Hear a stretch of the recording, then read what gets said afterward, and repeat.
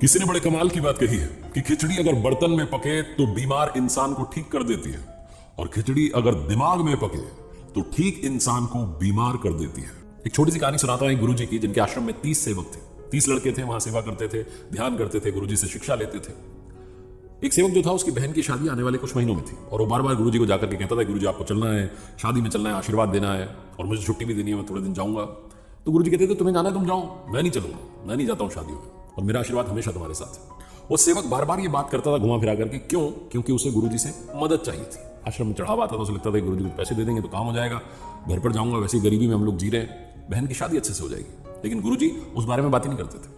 Finally वो दिन आ गया जब इस सेवक को निकलना था। गुरुजी के पास गया आखिरी आज्ञा लेने के लिए, प्रभु अब मैं जा रहा हूँ, मेरी बहन की शादी आपको तो पता ही है, आप भी चलिए। तो गुरुजी ने मना कर दिया, और ये हाथ जोड़ करके प्रणाम करके निकलने वाला था। गुरुजी ने कहा रुको, इसको लगा शायद अब मदद करेंगे, पैसे वैसे देंगे। गुरुजी ने इस लड़के को 5 अनार दिए, और इसके साथ में 2 और लड़के भेज दिए कि जाओ भाई शादी में हाथ बटाना, काम अच्छे से करवा लो। ये तीनों लोग वहां से निकले, आश्रम से थोड़ा दूर पहुंचे थे कि जिसकी बहन की शादी थी, उसने बाकी साथियों से कहा, दोनों से कि देखा गुरुजी की इतनी मदद कर रहे हैं, इतनी सेवा कर रहे हैं, और आज क्या मिला?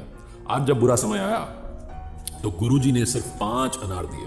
गुरुजी को मालूम है कि मेरा परिवार गरीब है, हमारे पास पैसा नहीं है, लेकिन आज सिर्फ 5 अनार दिए। आज अगर थोड़ी मदद कर देते, शादी अच्छे से हो जाती। इसी सब बहसबाजी में वो कह रहे थे शिष्य कि नहीं, गुरुजी ने कुछ सोच करके दिया होगा, सब अच्छा हुआ, तुम चिंता क्यों करते हो, अच्छे से शादी होगी। हो चले जा रहे थे, एक गांव में पहुंचे, रेतीला इलाका था। उस गांव में इन्होंने देखा कि राजा के सिपाही आए हुए हैं, और जोर जोर से आवाज लगा करके लोगों से पूछ रहे हैं, किसी के पास अनार है क्या, किसी के पास अनार है क्या? तो उन्होंने सिपाहियों से पूछा कि अनार क्यों चाहिए? तो सिपाही ने बताया कि राजा साहब ने इनाम की घोषणा करवा रखी है, हमारे यहाँ पर अनार तो होते नहीं है, और वैद्य जी ने कहा है कि जो राजा की बेटी बीमार है, उसे अगर अनार के साथ दवाई दी जाएगी तो दवाई बहुत जल्दी असर करेगी। तो अगर किसी के पास अनार हो तो राजा साहब उसको बुला रहे हैं और अपनी तरफ से बहुत सारे इनाम देंगे।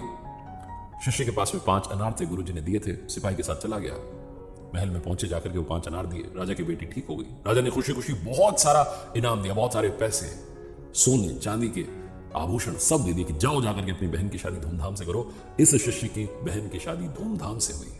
और जब बहन विदा हो रही थी, जब उसने देखा कि बहुत शानदार तरीके से शादी हुई है, तो इसको गुरुजी याद आ रहे थे। इसे अपनी वो बात याद आ रही थी जिसने गुरुजी के बारे में कही थी, गुरुजी हमारे बारे में सोचते नहीं है, 5 अनार दिए। छोटी सी कहानी है, लेकिन इसका सार ये है कि हमें जिसने यहां भेजा है, उसका प्लान हमारे प्लान से बहुत अच्छा है।